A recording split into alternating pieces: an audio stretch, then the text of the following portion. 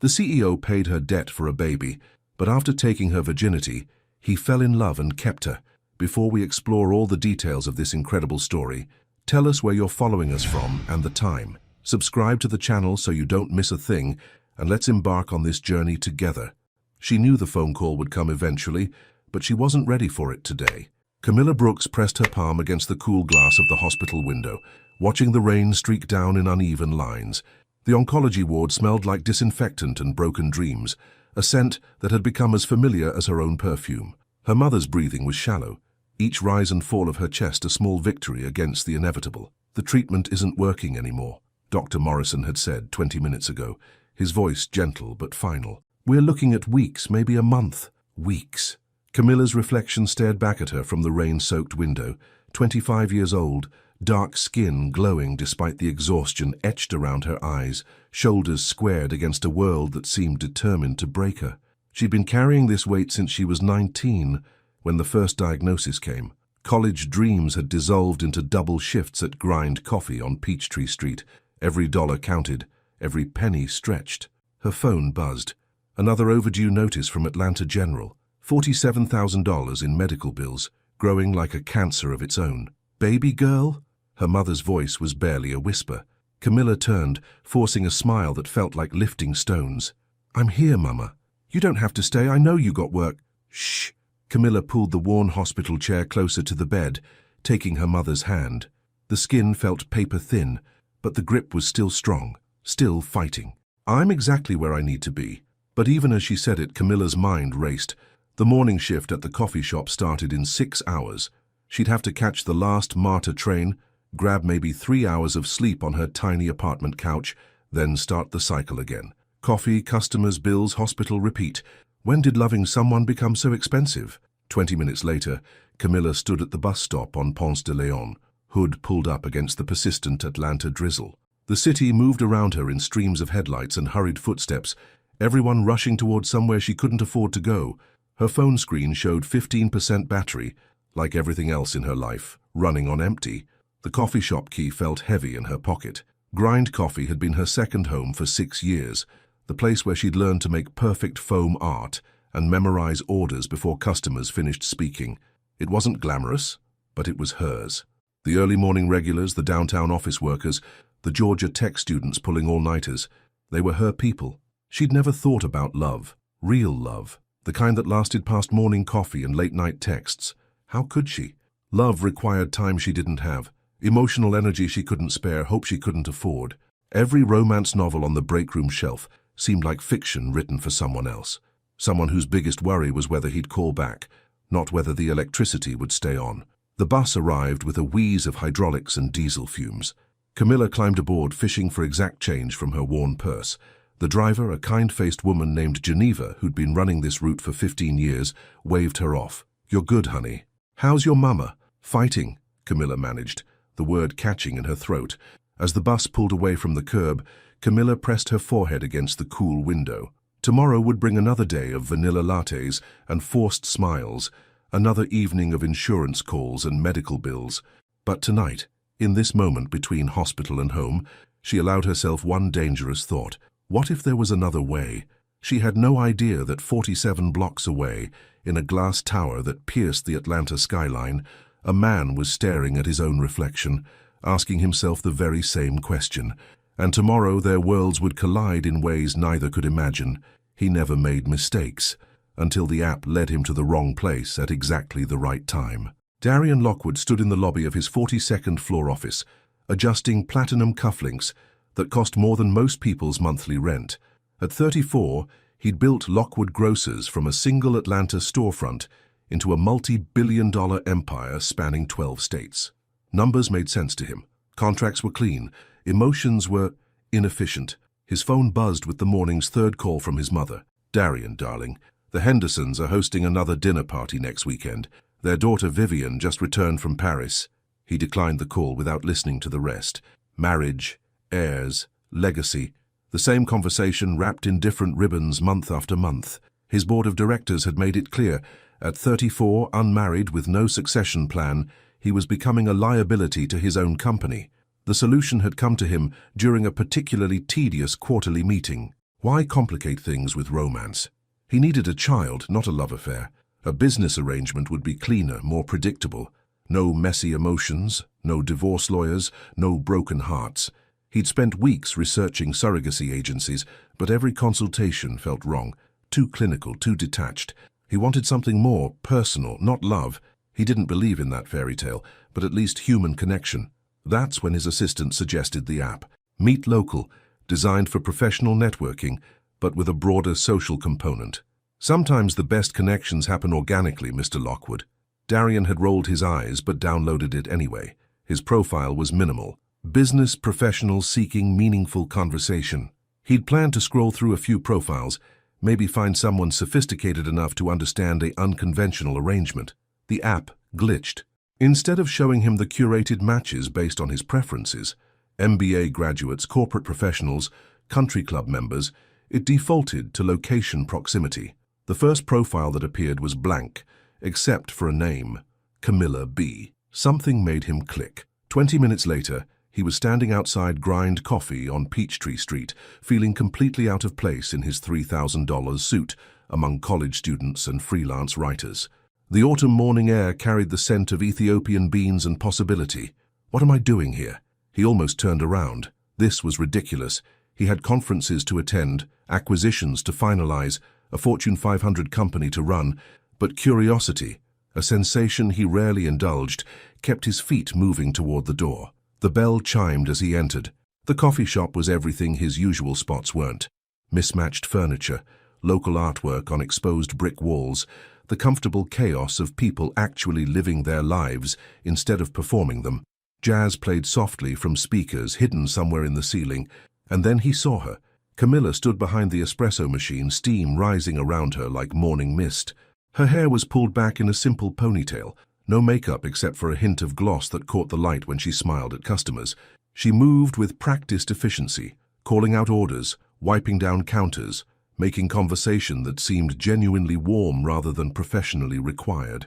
She was real, unguarded, beautiful in a way that had nothing to do with designer clothes or professional styling. "What can I get started for you?" she asked when he reached the counter, her voice carrying a slight rasp that suggested too many early mornings and not enough sleep. Darian realized he'd been staring. Coffee. Black. Just black." She tilted her head, studying him with eyes that seemed to see too much. "You sure? We've got this Ethiopian single origin that's like drinking liquid silk. Might change your perspective on the whole black coffee thing." He found himself nodding. "Okay. Surprise me." As she worked, Darian watched her hands, graceful, confident, wearing no jewelry except for a simple silver ring on her right hand, no wedding band. When she handed him the cup, their fingers brushed for just a moment. "First time here?" she asked. "Yes, I was in the neighborhood." She smiled, and something in his chest shifted. "Well, welcome to the neighborhood. I'm Camilla." "Darian." She turned to help the next customer, and Darian found himself lingering, pretending to check emails on his phone while stealing glances at her interaction with regulars. She remembered orders, asked about family members, offered free pastries to the homeless man who counted change in the corner. She treats everyone like they matter. When was the last time someone had looked at him, really looked at him, without seeing dollar signs or networking opportunities? An hour later, he was still there, nursing his second cup of what was indeed liquid silk. Camilla glanced over during a lull, raising an eyebrow. "Either that coffee's really good, or you're avoiding something important." The truth slipped out before he could stop it. Both. And for the first time in years, Darian Lockwood found himself wanting to tell someone his story. But first he needed to know hers. Some conversations start with small talk. Others begin with the weight of desperation. 3 days passed before Darian returned to Grind Coffee. 3 days of staring at quarterly reports without seeing the numbers, of sitting through board meetings while replaying the sound of Camilla's laugh, of lying awake at 2 a.m. wondering what kind of man lingered in coffee shops like a lovesick teenager. "This is insane," he told himself as he pushed through the familiar door. "I'm a grown man with responsibilities, not some, well, look who's back." Camilla's voice cut through his internal lecture, warm with recognition. "Let me guess, liquid silk addiction?" She looked tired today. The smile was still there, but it didn't quite reach her eyes, and there were new lines of stress around her mouth. Her movements behind the counter were mechanical, efficient, but lacking the natural grace he'd noticed before. Something like that. Darian approached the counter, noting the way she avoided direct eye contact. Rough morning? Camilla's hands stilled on the espresso machine. For a moment her composure cracked, revealing something raw and vulnerable underneath. Then she caught herself, straightening her shoulders. Just life being life, you know. She forced brightness into her voice. Same Ethiopian blend? Actually, Darian leaned against the counter, lowering his voice. Could we talk? Somewhere private? Her eyes snapped to his, suddenly wary. I'm working. I know, but I have a business proposition, something that might interest you. Business proposition. The words tasted wrong in his mouth, too cold for what he was feeling, but he didn't know how else to begin. How do you tell someone you've been thinking about them for 3 days straight? How do you explain that their presence had somehow made his precisely ordered world feel incomplete? Camilla studied his face for a long moment. Behind them, the morning rush was winding down, leaving only a few laptop-wielding freelancers scattered across mismatched chairs. Jenna? She called to her co-worker, a pierced college student with purple hair. Can you cover for 15 minutes? She led him to a corner table near the window, where morning light caught the exhaustion in her features. Up close, Darian could see the slight tremor in her hands, the way she kept checking her phone like she was expecting bad news. So, Camilla said, settling into her chair with the careful movement of someone carrying invisible weight. What kind of business proposition are we talking about? Because if this is some kind of weird pickup line, it's not. Darian surprised himself with how quickly he responded. I mean, I'm attracted to you. I'd be lying if I said otherwise, but that's not why I'm here. Her eyebrows rose. Okay, now I'm really curious. Darian had rehearsed this conversation dozens of times in his head, but sitting across from her, seeing the wariness in her dark eyes, every prepared speech evaporated. He found himself telling the truth instead. I need a child. The words hung between them like a bridge he couldn't cross back over.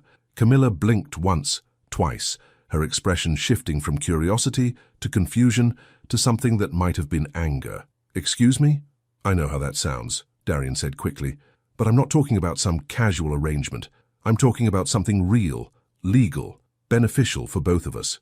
Camilla's phone buzzed against the table. She glanced at it and went pale. Atlanta General Billing Department. Even upside down, Darian could read the caller ID. I have to take this, she whispered, but her hands were shaking too badly to swipe the screen. Without thinking, Darian reached across the table and covered her hand with his. Let it go to voicemail. You don't understand. Medical bills. It wasn't a question. He'd seen that particular brand of desperation before, in his own mirror years ago, before the money and success had insulated him from such fears. Your mother. Camilla's facade finally crumbled. Tears she'd been holding back for weeks spilled over, and she buried her face in her hands. The treatment isn't working anymore. We owe $47,000, and they're talking about discontinuing care if we can't make payments. And I don't know what to do because I can't lose her. She's all I have. The words tumbled out in a broken rush, and Darian felt something shift inside his chest. This wasn't about attraction anymore, or even his carefully planned arrangement. This was about a woman drowning in circumstances beyond her control, fighting battles she couldn't win alone. What if you didn't have to worry about the money? He said softly. Camilla looked up, mascara smudged, eyes red but still defiant. What? The medical bills? All of them. What if I could make them disappear? In exchange for what? Because I'm not a baby. Darian met her gaze directly. I'll pay every medical bill. Ensure your mother gets the best treatment available. Set up a trust fund for ongoing care. In exchange, you give me a child. The coffee shop seemed to hold its breath around them. Camilla stared at him like he'd spoken in a language she didn't recognize. You're serious? Completely? You want to buy a baby from me? The disgust in her voice hit him like a physical blow. No, God, no, I want us to have a child together, legally, with dignity. Camilla stood abruptly, her chair scraping against the floor. You're insane. You don't even know me. I know enough. Darian rose too, reaching for her arm as she turned to leave. Camilla, wait! She spun back, eyes blazing. You know what? You're right. You want a baby? Fine. But not like this. Not like I'm some desperate woman you can pay off. Her voice carried across the coffee shop, drawing stares from other customers. But Camilla didn't care anymore. The professional mask had completely slipped, revealing the fierce, proud woman underneath. If you want this child, she said, her voice steady despite the tears, Then you marry me, real marriage, real commitment, because I won't be used, Mr. Lockwood, not even for $47,000. And with that ultimatum hanging between them, she walked away, leaving Darian to wonder if he'd just met his match, or his destruction. Sometimes the most important decisions are made in hospital corridors at 3 a.m. Camilla hadn't slept in 36 hours. The ICU waiting room at Atlanta General had become her second home. Uncomfortable plastic chairs and vending machine coffee, her only companions, as her mother fought through another crisis. The latest round of chemotherapy had triggered complications no one had anticipated. She pressed her palms against her burning eyes, trying to block out the fluorescent lights that never dimmed, the constant beeping of machines, the hushed conversations of doctors delivering news that families never wanted to hear. Her phone showed 17 missed calls from Grind Coffee. She'd called in sick for 3 straight days, something she'd never done before. Jenna was covering her shifts, bless her, but Camilla knew she was pushing her luck. Jobs like hers didn't come with unlimited compassion. Miss Brooks? Camilla looked up to find Dr. Morrison approaching, his expression carefully neutral in the way that usually preceded bad news. She braced herself. Your mother is stable for now, he said, settling into the chair beside her. But I need to be honest with you about what we're facing. Here it comes. The treatment options we discussed last week, they're experimental, expensive, and there's no guarantee they'll work. Doctor. Morrison's voice was gentle but firm. Without them, we're looking at palliative care, making her comfortable. How much? The words scraped her throat raw. For the full treatment protocol, around $200,000. Insurance will cover maybe 30%. The number hit her like a physical blow. $140,000. She made $22,000 a year serving coffee. Even if she worked every day for the rest of her life, she'd never earn enough. There are payment plans. Doctor, Camilla's voice was barely a whisper. How long without treatment? Dr. Morrison was quiet for a long moment. 6 weeks. Maybe 8. 6 weeks. After he left, Camilla sat in the artificial twilight of the waiting room, watching families navigate their own private hells. A teenage boy slept across 3 chairs, his mother's chemo bag hanging like a question mark above his dreams. An elderly man fed ice chips to his wife, murmuring promises about grandchildren they might never see grow up. Love is expensive here, she thought, and I'm broke. Her phone buzzed. A text from an unknown number. I've been thinking about your counterproposal. Can we talk? Darian Camilla stared at the screen until the words blurred.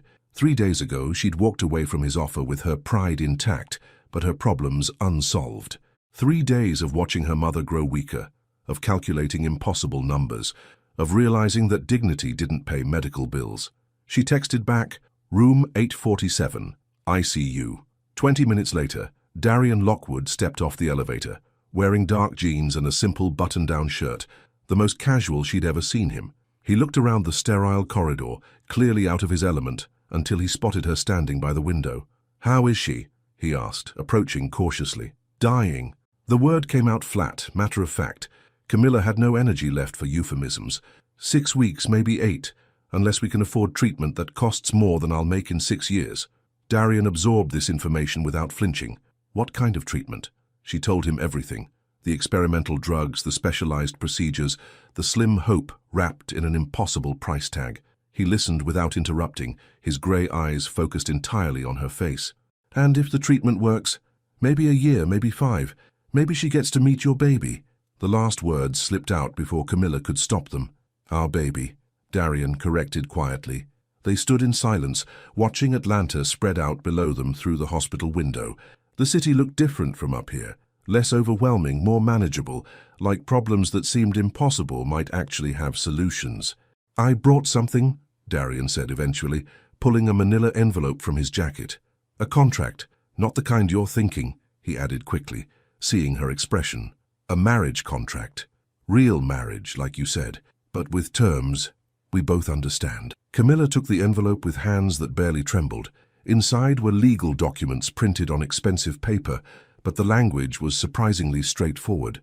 Her medical expenses covered completely. Her mother's treatment fully funded. A wedding within 2 weeks. A home together. Respectful cohabitation until conception occurred. And then, tucked behind the legal pages, something handwritten in careful script. Camilla, I know this isn't romantic. I know it's not the proposal you probably dreamed about as a little girl. But I want you to know that when I look at you, I don't see a transaction. I see someone brave enough to fight for the people she loves. Someone who makes coffee like art and treats strangers like family. Someone who deserves better than the hand life has dealt her. I can't promise you love.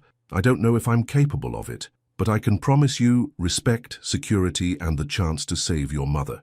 If that's enough, then yes, I'll marry you for real. Darian Camilla read the note twice, then folded it carefully and put it back in the envelope. Through the window, she could see the city coming alive with evening lights, millions of people living their own complicated love stories. There's one more thing, she said, not looking at him. I'm not experienced with men, with any of this. Darian was quiet for so long that she finally turned to face him. His expression was unreadable, but something in his eyes had softened. We'll figure it out, he said simply. Together. Down the hall, a nurse was calling her name. Her mother was awake, asking for her.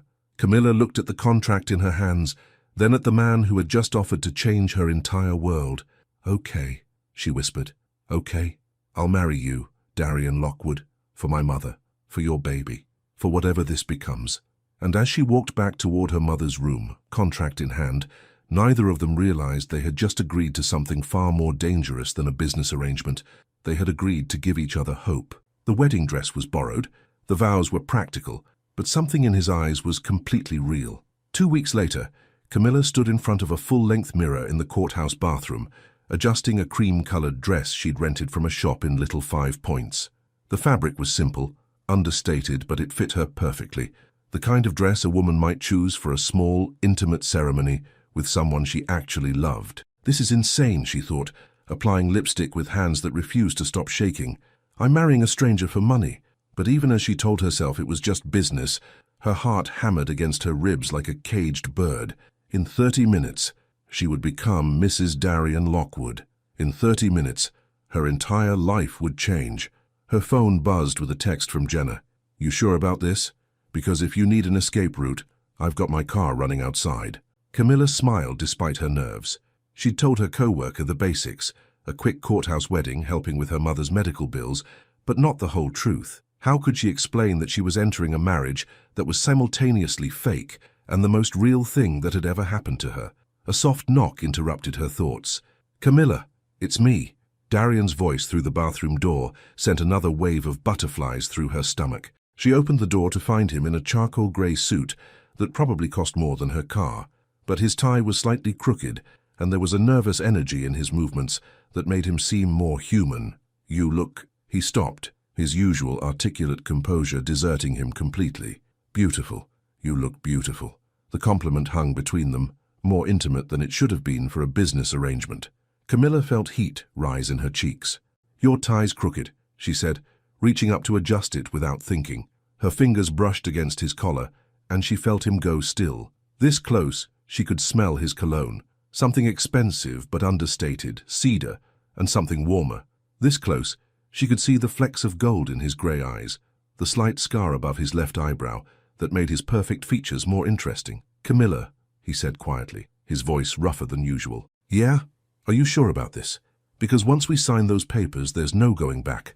Your life is going to change in ways we can't predict. She studied his face, looking for signs of doubt or regret, but found only concern. Genuine concern for her, for what this decision would mean for her future. My mother started treatment yesterday, she said simply. The doctors say she's responding better than they hoped. So yeah, I'm sure. Something shifted in his expression. Relief maybe, or something deeper she couldn't name. Good, he said, because I brought you something. He pulled a small velvet box from his jacket pocket, and Camilla's breath caught. Inside was a simple platinum band set with a single diamond. Not enormous, not flashy, but undeniably real. Darian, I can't... It was my grandmother's, he said, taking the ring from the box with careful fingers. She was married to my grandfather for 57 years. He used to say she was the only person who ever made him want to be better than he was. Camilla's throat tightened. Why are you telling me this? Because even though this started as an arrangement, I want you to know that I respect what we're doing, what you're doing, and I want you to have something that means something. He held out his hand, palm up, waiting for her permission. After a moment, Camilla placed her left hand in his. The ring slid onto her finger perfectly, as if it had been waiting for her all along. Mrs. Lockwood, the courthouse clerk called from down the hall. We're ready for you. The ceremony was brief, professional, utterly unromantic. Judge Patterson read from a script he'd clearly memorized years ago, his voice carrying the weight of 1,000 other unions. When he asked if they took each other, Camilla's voice barely rose above a whisper, but Darian's "I do" was firm, unwavering. "You may kiss the bride." The moment stretched between them like a question neither was sure how to answer. Then Darian stepped closer, his hands coming up to frame her face with surprising gentleness. "Is this okay?" he murmured, so quietly only she could hear. Camilla nodded, not trusting her voice. The kiss was soft, careful, lasting only a few seconds. But in those seconds, something fundamental shifted. This wasn't about contracts or medical bills anymore. This was about two people who had just promised to build something together, even if neither of them knew what that something would become. When they broke apart, Darian's thumbs brushed across her cheekbones, wiping away tears she hadn't realized she was crying. "Thank you," she whispered. "For what?" "For making this feel real." Outside the courthouse, Atlanta hummed with afternoon traffic and ordinary life. People rushing to meetings, couples walking hand in hand, children chasing pigeons in the small park across the street. The world looked exactly the same as it had an hour ago, but everything had changed. "So," Darian said, offering her his arm as they walked toward the parking garage. "Mrs. Lockwood, ready to go home?" Home. The word carried weight she wasn't prepared for. "Your home," she corrected. "Our home," he said, and something in his voice made her believe it might actually be true. But neither of them was prepared for what would happen when the door closed behind them that night, and business became something far more complicated than either had bargained for. She had prepared for many things, but not for the way he looked at her like she was precious.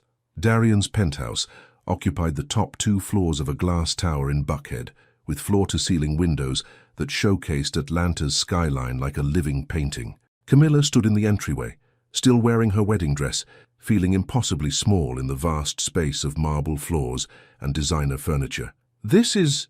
she started, then stopped, not knowing how to finish. "Too much?" Darian asked, watching her reaction carefully. He'd loosened his tie, removed his jacket, but still carried himself with that controlled precision she was beginning to recognize as his default setting. "Different," she settled on. "Very different from my studio apartment." The truth was it was beautiful. Clean lines and warm woods, art that actually meant something instead of mass-produced prints. A kitchen that looked like it belonged in a magazine, but it felt like a museum. Perfect, untouchable, designed for looking rather than living. "I had your things moved over this afternoon," Darian said, gesturing toward the staircase. "Your room is upstairs. Private bathroom, walk-in closet. I thought you might want your own space. Until we make a baby." The unspoken words hung between them like smoke. Camilla nodded, grateful for his consideration, but also strangely disappointed. This was supposed to be a business arrangement, she reminded herself. Separate rooms made sense. "Are you hungry?" he asked. "I could order something." "Thai? Italian? There's a place that does incredible sushi." "Darian."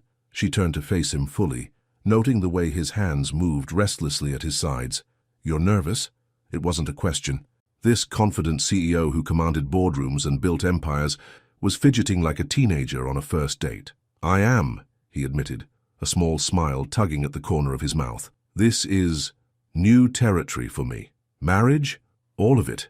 He ran a hand through his hair, messing up the perfectly styled waves. "I've never lived with anyone, never had to consider someone else's needs, someone else's schedule. I'm probably going to be terrible at this." The vulnerability in his confession did something to Camilla's carefully constructed walls. This wasn't the polished businessman who'd propositioned her in a coffee shop. This was just a man, as uncertain about their future as she was. "Well," she said, surprising herself with a small laugh, "I've never been married to a millionaire, so I guess we're both improvising." "Billionaire, actually." "What?" "I'm worth about 2.3 billion, last time Forbes checked." He said it matter-of-factly like he was commenting on the weather. Does that change anything?" Camilla stared at him, processing this information. She'd known he was wealthy, but the actual number felt surreal. "Should it?" "Most people think it should." "I'm not most people," she said, and meant it. "Money doesn't change who you are underneath. Rich or poor, you're still just Darian."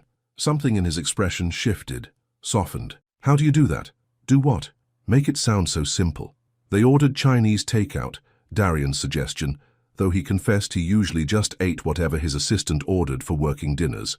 They sat on his pristine white couch with cartons spread across the coffee table, and for the first time since meeting him, Camilla saw him truly relax. "Tell me something," she said, twirling lo mein around her chopsticks. "What did you want to be when you were little, before the business empire?" Darian paused, a dumpling halfway to his mouth. "You'll laugh." "I won't." "A teacher, 3rd grade specifically." He set down his chopsticks, lost in the memory. "I used to line up my action figures and teach them math, had a little chalkboard and everything." Camilla's heart squeezed. She could picture it perfectly. A serious little boy with grey eyes, patiently explaining addition to plastic superheroes. "What changed?" "My father died when I was 12, heart attack. Left my mother with a failing business and mountains of debt." His voice went flat, distant. "I learned pretty quickly that money was the difference between security and losing everything, so I got good at making it. And the teaching dream. Dreams don't pay medical bills," he said simply. The parallel to her own situation wasn't lost on either of them. They ate in comfortable silence for a while, the city lights twinkling beyond the windows like fallen stars. "What about you?" Darian asked eventually. "What did little Camilla want to be?" "A veterinarian. I was going to save all the stray animals in Atlanta." She smiled at the memory. "Had it all planned out? Big clinic, low-cost spay and neuter programs, the works. College? 2 years at Georgia State before Mom got sick. Turns out pre-med classes don't leave much time for double shifts at coffee shops." She said it without bitterness, but Darian caught the note of loss underneath. Another dream deferred by necessity, another young person forced to grow up too fast. "Maybe," he started, then stopped. "Maybe what?" "After, when things settle, maybe you could go back, finish your degree." The offer was casual, but the hope it sparked in Camilla's chest was anything but. "You'd want that?" "I'd want whatever makes you happy." The words hung between them, more intimate than anything in their marriage contract. Camilla felt something shift in her chest, a warmth that had nothing to do with the wine they'd opened. "It's getting late," Darian said softly, glancing at his watch. It was nearly midnight. "Yeah." Camilla stood, suddenly aware of the weight of the day, the enormity of what they'd committed to. "I should probably—" "Camilla." His voice stopped her as she reached the stairs. When she turned, he was standing too, hands in his pockets, looking younger than his 34 years. "This doesn't have to happen tonight," he said quietly. "The physical part. I know this is all moving fast and you said you haven't. I don't want you to feel pressured." Camilla studied his face in the dim lamplight. She could see the effort it cost him to offer her an out, to put her comfort before the arrangement they'd made. "What if I don't want to wait?" she heard herself say. Darian went very still. "Camilla, I'm not saying this because I feel obligated," she said quickly. "I'm saying it because maybe I want to. Maybe I want to know what it feels like to be wanted by someone who sees me as more than just a means to an end." He crossed the room slowly, stopping just close enough that she could feel the warmth radiating from his body. "You are more," he said, his voice rough with something she couldn't name. "So much more than I expected, more than I knew I needed." When he cupped her face in his hands, Camilla felt her heart stop and restart. This wasn't about contracts or babies or business arrangements. This was about two lonely people who had somehow found each other in the chaos of their complicated lives. "Are you sure?" he whispered against her forehead. "I'm sure." And as he led her upstairs, their hands intertwined, both of them knew they were crossing a line from which there would be no return. From arrangement to something real, dangerous, and beautifully uncertain. He had expected duty. What he found was devotion he never knew he was capable of. The master bedroom was softly lit by bedside lamps, casting warm shadows across cream-colored walls and midnight blue linens. Camilla stood near the window, still in her wedding dress, watching the city lights blur through sudden tears she couldn't explain. Darian closed the door behind them with careful quiet, as if any sudden movement might shatter the fragile courage that had brought them here. When he turned, he found her silhouette trembling against the glass. "Hey," he said softly, approaching like she was a wounded bird. "We don't have to." "I'm scared," she whispered, not turning around. "Not of you, not of this, but of what happens after. When this stops being pretend." Darian's breath caught. "What makes you think it's pretend?" She turned then, moonlight catching the tears on her cheeks. "Isn't it? We barely know each other. We married for practical reasons. We're about to be intimate because we made an agreement. How is any of this real?" He stepped closer, close enough to see the pulse jumping at her throat, the way her hands trembled as she smoothed the fabric of her dress. "Because of this," he said simply, reaching up to catch a tear with his thumb. "Because you're crying and I want to fix whatever's hurting you. Because I've thought about you every day since we met, and it has nothing to do with contracts or arrangements." Camilla's eyes widened. "Darian, because when you adjusted my tie today, my heart stopped. Because you make me want to be the man you deserve, not just the one who can pay your bills." His voice grew rougher, more honest. "Because this terrifies me too, and I've never been afraid of anything in my life." She searched his face in the dim light, looking for lies or manipulation, but found only raw honesty. This controlled, powerful man was as vulnerable as she was. "I don't know how to do this," she admitted. "Neither do I," he confessed. "Not like this. Not when it matters." He reached for the zipper at the back of her dress, then stopped, his fingers barely brushing the fabric. "May I?" She nodded, turning her back to him. His hands were steady despite the tension she could feel radiating from him. The zipper whispered down slowly. Reverent and cool air kissed her spine. But instead of letting the dress fall, he pressed his forehead against the back of her neck. "You're shaking," he murmured against her skin. "So are you." They stood like that for a moment, breathing each other in, letting the magnitude of what they were doing settle around them. This wasn't just physical intimacy they were crossing into. It was emotional territory neither had ever explored. When Camilla turned in his arms, the dress pooled at her feet like fallen starlight. She stood before him in simple white cotton, beautiful in her vulnerability, and Darian felt something in his chest crack wide open. "You're perfect," he breathed, his hands hovering near her waist like he was afraid to touch. "I'm not. I'm scared and inexperienced and perfect," he repeated, silencing her doubts with the gentlest kiss. "Perfect for me." What followed was a slow discovery, tender and patient, and nothing like either had imagined. Darian had known physical intimacy before, but this was different. This was two people learning each other's languages, mapping territories of trust and tenderness. When Camilla gasped against his shoulder, overwhelmed by sensations she'd never experienced, he stopped completely. "Are you okay?" "Don't stop," she whispered, her fingers tangling in his hair. "Please don't stop." He didn't. He moved with her like they were dancing to music only they could hear, patient and careful and reverent. When she finally called his name, it wasn't duty or obligation that responded. It was something deeper, more dangerous, something that felt suspiciously like love. Afterward, they lay in the dark, Camilla's head on his chest, both of them trying to process what had just happened. The physical intimacy had been beautiful, but it was the emotional intimacy that had undone them both. "Darian?" Camilla's voice was small against his skin. What happens now?" He tightened his arms around her, pressing a kiss to the top of her head.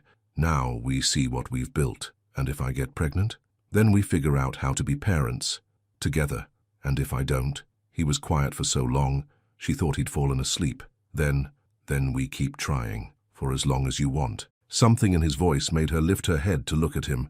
"What are you saying?" "I'm saying that what just happened, this isn't about the arrangement anymore. This is about us." He cupped her face in his hands, thumb tracing her lower lip. "I don't know when it happened, but somewhere between that first day in the coffee shop and tonight, this became real for me." Camilla's heart hammered against her ribs. "Real how?"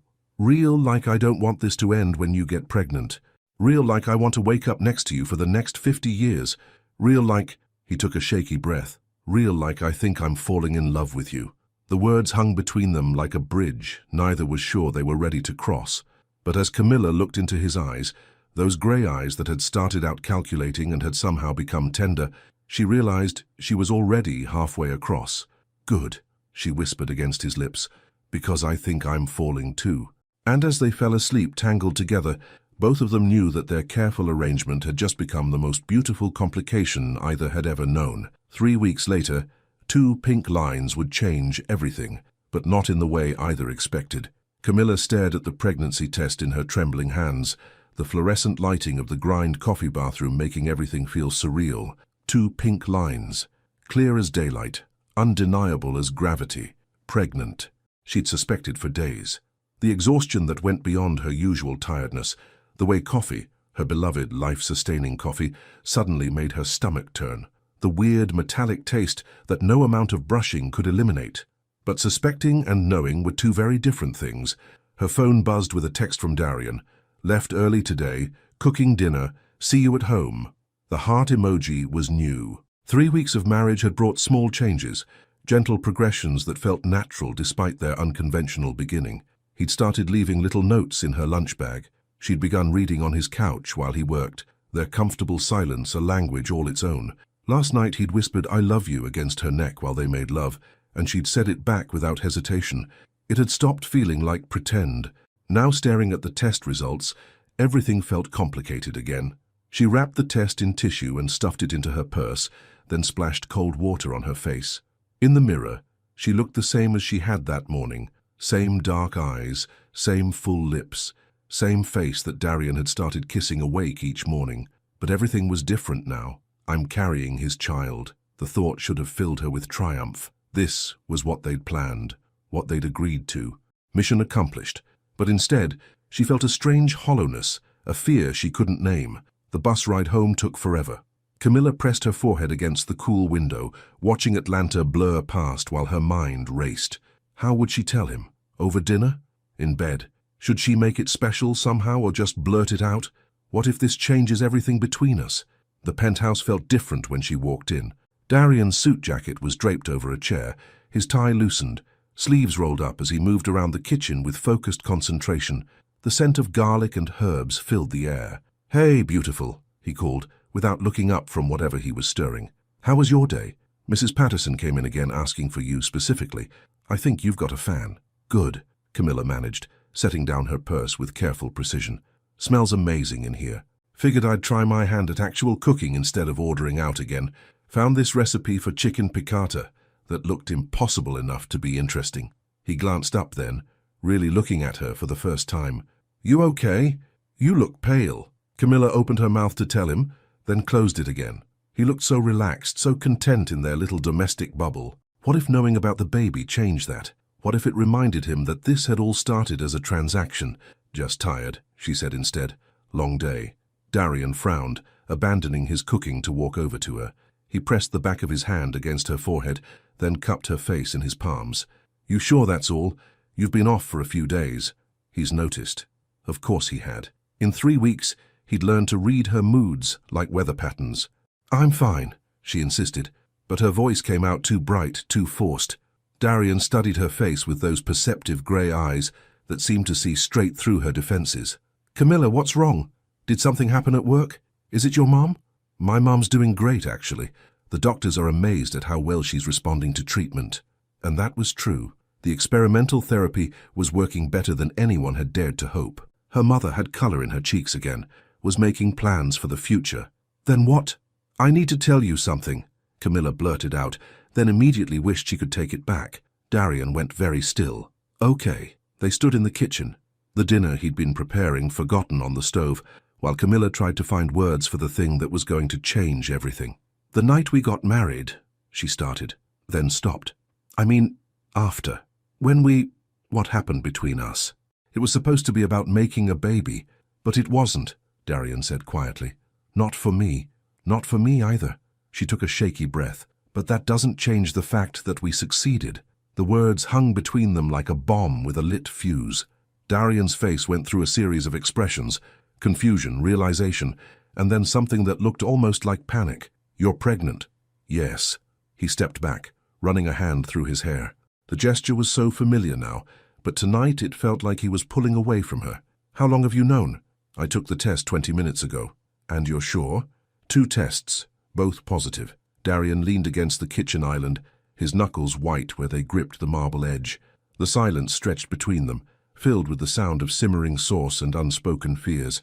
"This is what we wanted," he said finally, but his voice sounded hollow. "Is it?" Camilla's question came out sharper than she'd intended. "Because you look like I just told you someone died." "No, this is good news, great news." But he still wasn't looking at her, and something cold was settling in Camilla's chest. "Darian, look at me." When he finally met her eyes, she saw it. The fear she'd been trying to ignore in herself reflected back at her. Fear that this pregnancy would remind them both what this relationship had really been about. Fear that love born from necessity might not survive the reality of parenthood. "What happens now?" she asked quietly. "Now we have a baby. We figure it out. Together? Of course together. This is what we planned." What we planned. Not what we wanted. Not what we dreamed of. What we planned, like a business meeting or a quarterly report. Camilla felt something crack inside her chest. Right. The plan. Camilla, that's not what I meant. Isn't it? She wrapped her arms around herself, suddenly cold despite the warmth of the kitchen. Because for a minute there, I forgot this was all an arrangement. I forgot you married me to get an heir, not a wife. That's not fair. You know that's not how I feel about you now, do I? Because the second I tell you I'm pregnant, you shut down. You can barely look at me. Darian's jaw tightened. I'm processing. This is big news. This is what you wanted. The words came out louder than she'd intended, edged with hurt and frustration. A baby. A heir. Mission accomplished, right? Don't, he said, his voice going dangerously quiet. Don't reduce what we have to that. Then what do we have, Darian? Because right now I'm not sure. They stared at each other across the kitchen that had felt like home 20 minutes ago and now felt like a battlefield. The timer on the stove went off, a sharp intrusion that made them both jump. Dinner's ready, Darian said automatically, but neither of them moved. I'm not hungry, Camilla whispered, and as she walked upstairs to the guest room she hadn't used since their wedding night, both of them realized that creating a life together was only the beginning of their real challenges. Sometimes, the most honest conversations happen when you're ready to walk away. Camilla woke up at 3 a.m. with her face pressed against her phone screen, having fallen asleep scrolling through apartment listings in Midtown. The guest room felt suffocating, decorated in shades of beige that had probably cost more than her yearly salary, but held no warmth, no personality. Through the walls she could hear Darian moving around downstairs, the soft clink of dishes, the whisper of the refrigerator opening and closing. He was stress cleaning again, something she'd learned he did when his carefully ordered world felt chaotic. She'd been doing it too. For the past 4 hours, she'd organized her small collection of belongings, written and rewritten a text she couldn't bring herself to send, and Googled early pregnancy symptoms until her eyes burned. 6 weeks. That's how far along she probably was. 6 weeks of tiny cells dividing and growing, creating something that was part her, part him, part this complicated love they'd built from nothing. Her phone buzzed. A text from Darian, sent from somewhere in the same house where they were both wide awake, both avoiding each other. Can't sleep either. She stared at the message for a long time before typing back, "No, come downstairs. I don't think that's a good idea. Please, we need to talk." Camilla closed her eyes, pressing the phone to her chest. They did need to talk. About the baby, about what happened next, about whether she was going to pack her few belongings and disappear back into the life she'd had before Darian Lockwood changed everything. She found him in the living room, sitting on the floor with his back against the couch, wearing rumpled pajama pants and a t-shirt she'd never seen him in. His hair was disheveled, and there were shadows under his eyes that spoke of his own sleepless night. "Hi," he said quietly when she appeared in the doorway. "Hi." She stayed where she was, arms wrapped around herself, suddenly aware that she was wearing one of his old Georgia Tech shirts she'd claimed weeks ago. "I made tea, chamomile. I read somewhere it's safe for—" He gestured vaguely in her direction. "For pregnant women," she finished. "Yeah." The word hung between them, heavy with everything they hadn't said the night before. Camilla walked over and sat on the opposite end of the couch, accepting the mug he offered but not drinking from it. "I've been thinking," Darian said, staring into his own tea like it might contain answers, "about what you said, about this being an arrangement." Camilla's stomach clenched. "And? You were right." The words hit her like a physical blow. She'd been hoping he'd fight her on it, prove her wrong, show her that what they had was real despite how it started.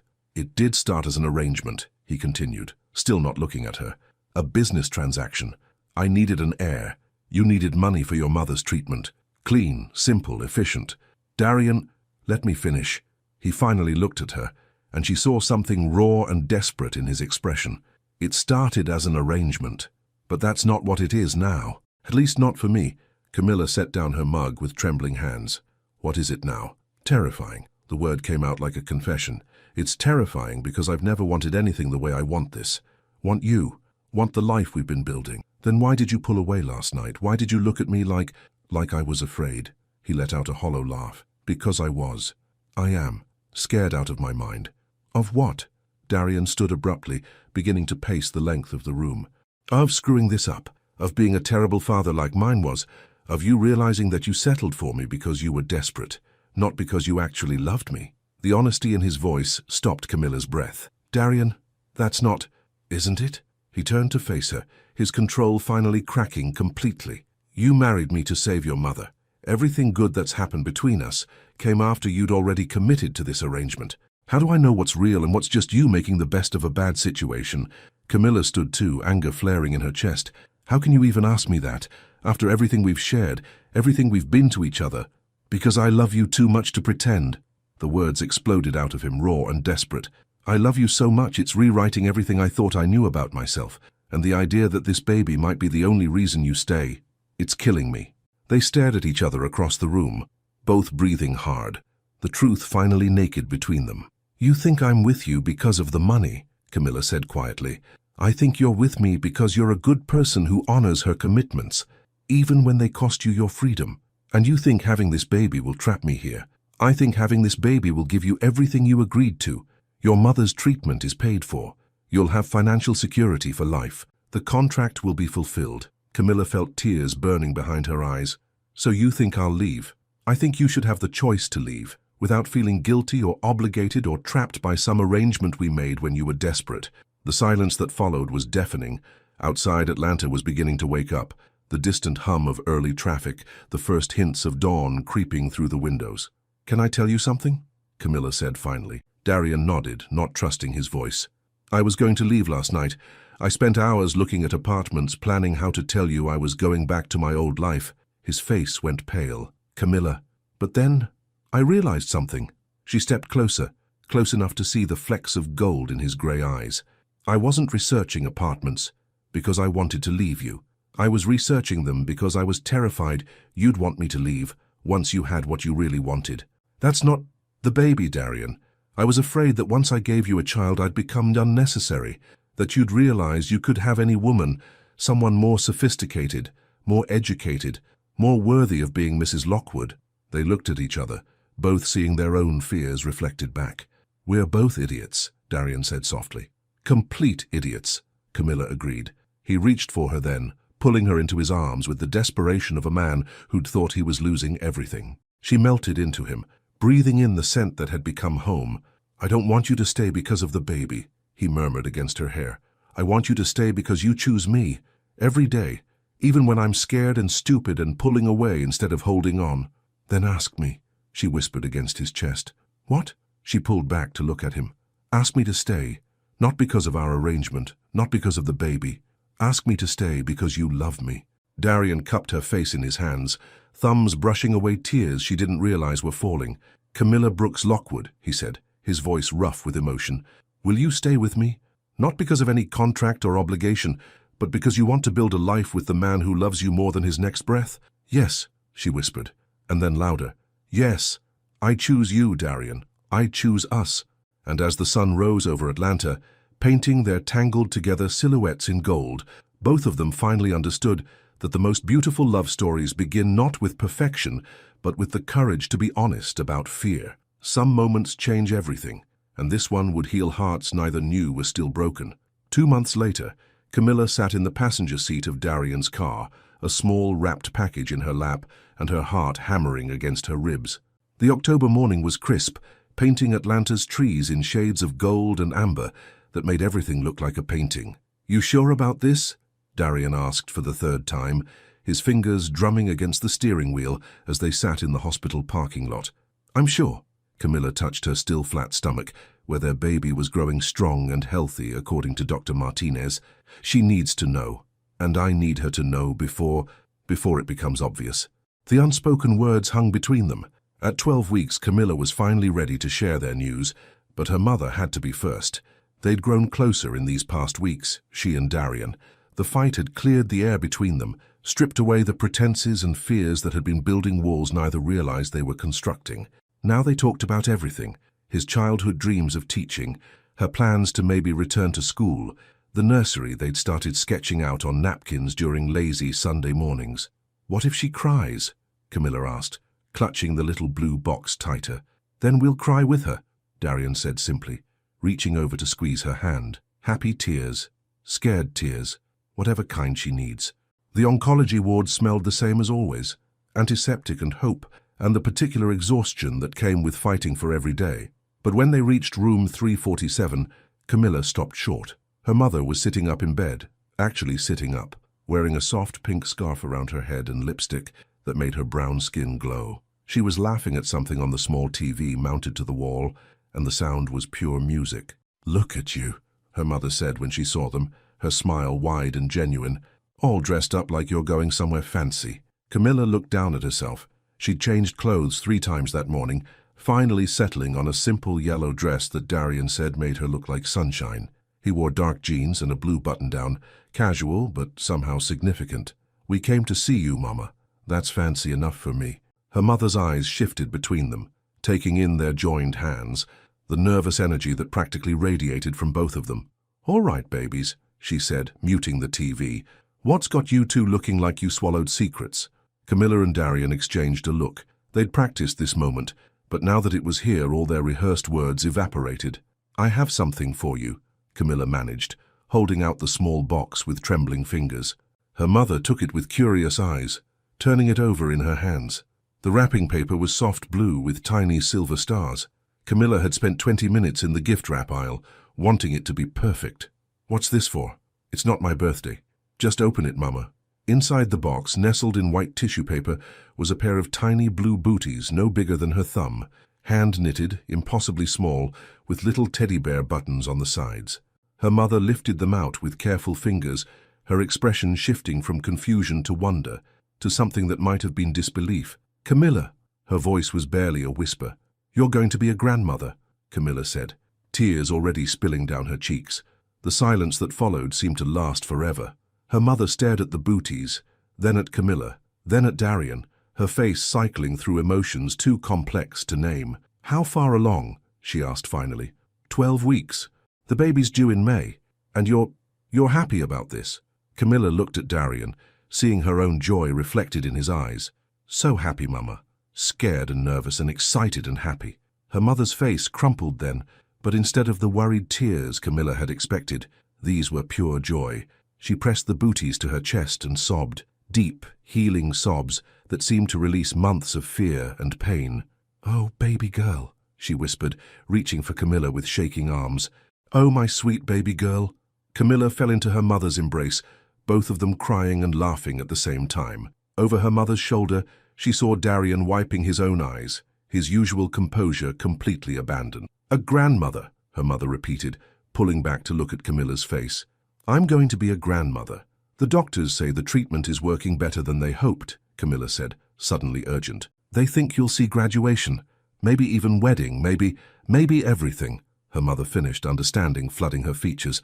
"Maybe I'll get to spoil this baby rotten." "That's the plan," Darian said, his voice rough with emotion. He approached the bed slowly like he was afraid of intruding on their moment. "If that's okay with you, Mrs. Brooks." Camilla's mother studied him for a long moment.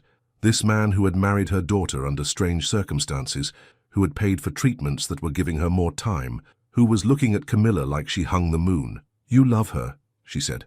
It wasn't a question. "More than I knew was possible," Darian answered honestly. "And this baby?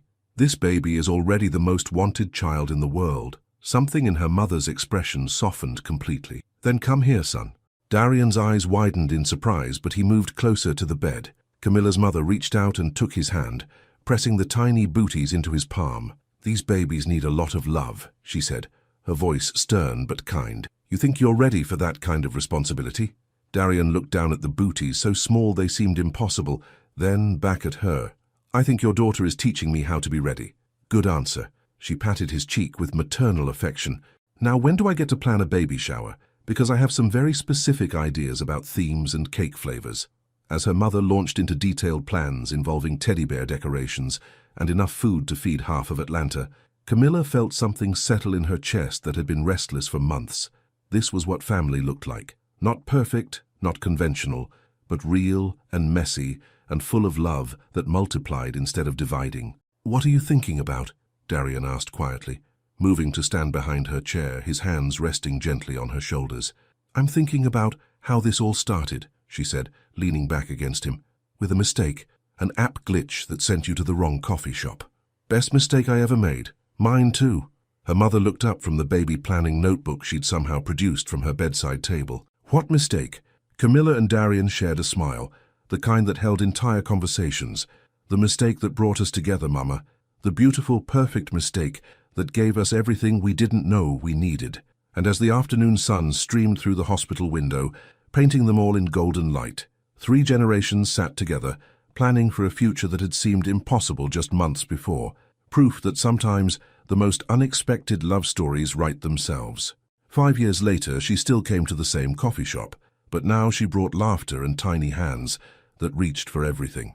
The bell above the door of Grind Coffee chimed the same familiar melody it had for 7 years, but today it announced the arrival of something extraordinary.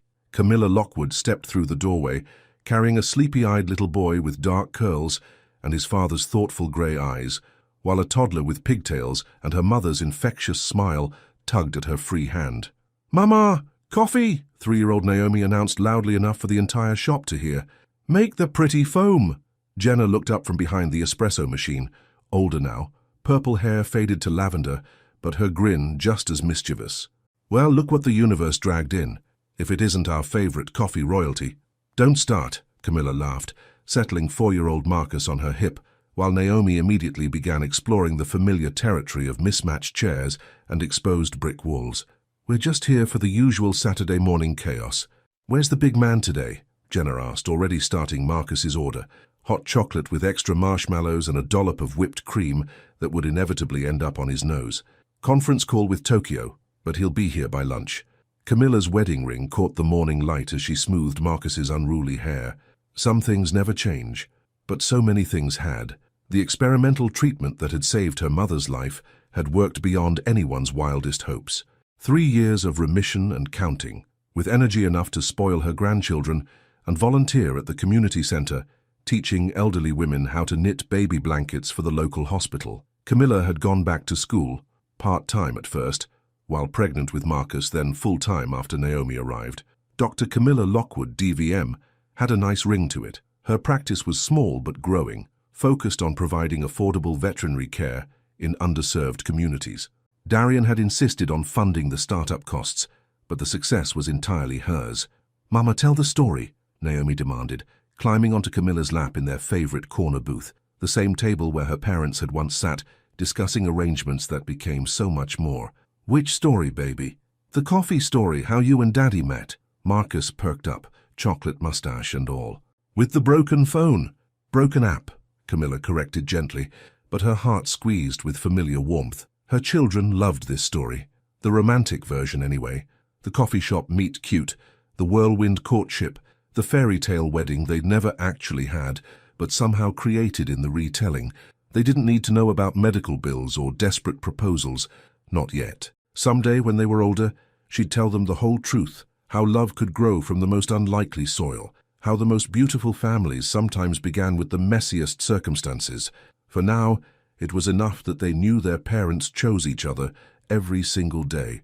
"Once upon a time," Camilla began, and both children settled in with the satisfied sighs of those hearing a beloved bedtime story in broad daylight. "There was a very silly app that didn't know what it was doing." Halfway through the story, Darian appeared in the doorway, still wearing his perfectly tailored suit, but with his tie already loosened and sleeves rolled up. He scanned the coffee shop until he found them, and his entire face transformed, the careful control melting into something warm and unguarded. "Daddy!"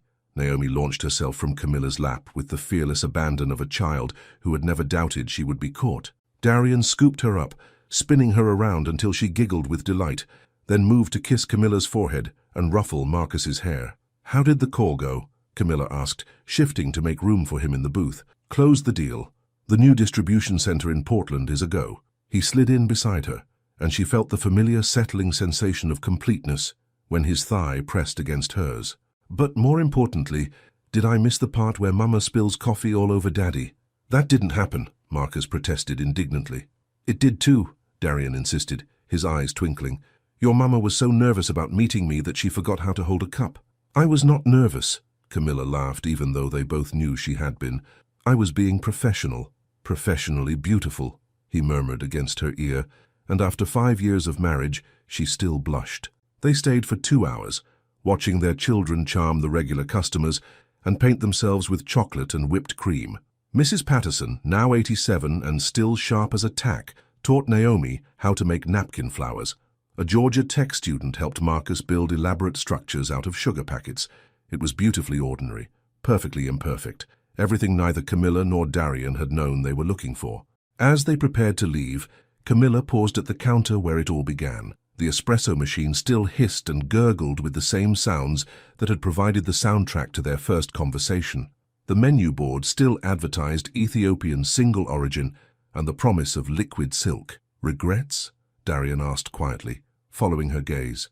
Camilla looked at their children, Naomi helping Marcus put on his tiny jacket, both of them chattering about the playground they'd visit next. She thought about her mother, who was probably at this very moment teaching a knitting class and telling anyone who would listen about her brilliant grandchildren. She thought about the veterinary practice that gave her purpose, the home they'd built together, the love that had grown from the strangest soil imaginable. "Just one," she said finally. Darian's face fell slightly. "What's that?" "I regret that it took us so long to figure out that the best love stories don't start with once upon a time. They start with, what if we tried something crazy?" Relief and laughter lines crinkled around his eyes. "Dr. Lockwood, are you suggesting we were crazy?" "Completely insane," she confirmed, standing on her tiptoes to kiss him properly while their children made exaggerated gagging noises behind them. "Best decision we ever made." Outside, Atlanta sparkled with spring sunshine and infinite possibility. The city that had witnessed their desperate beginning now saw their joyful continuation, a family built from hope, sustained by choice, and bound together by the radical idea that love could bloom anywhere, even in the most unlikely places. As they walked toward the park, Naomi's small hand in Darian's and Marcus perched on Camilla's shoulders. None of them noticed the young couple at the corner table, heads bent together over a tablet, nervously discussing an arrangement that might just change both their lives. Love, after all, was always beginning somewhere. What would you have done in Camilla's situation? Would you have had the courage to demand real love instead of just accepting the arrangement? Your participation in our channel is very important. Please leave your opinion in the comments. Thank you so much for watching until the end. If you enjoyed this story, don't forget to subscribe to the channel, leave a like, and comment your thoughts. Your participation is very important to us. See you next time.